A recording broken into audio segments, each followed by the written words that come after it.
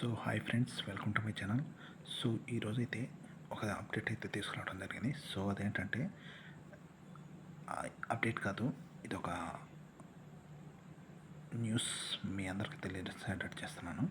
So అదేంటంటే రాజ్యసభకు సంబంధించి ఎంపీలు అయితే ఎవరైతే ఉన్నారో వాటికి సంబంధించి ఎంపీలు ఖాళీలైన ఎంపీలు ఎవరైతే ఉన్నారో రాజీనామా చేసిన తర్వాత వారి స్థానంలో కొత్తగా 4 ఎంపీలు ఏపీ తరఫున ఎన్నుకోవడం అయితే జరిగింది.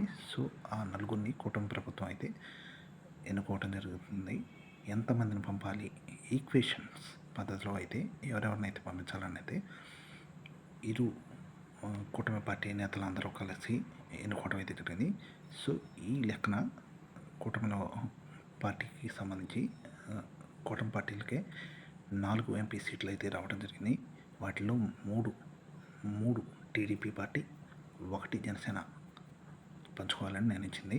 సో అలాగే ఇంకొక చిన్న అప్డేట్ ఏంటంటే ఎవరైతే ఏపీపీసీసీ చీఫ్ షర్మిల గారు ఎవరైతే ఉన్నారో వారికి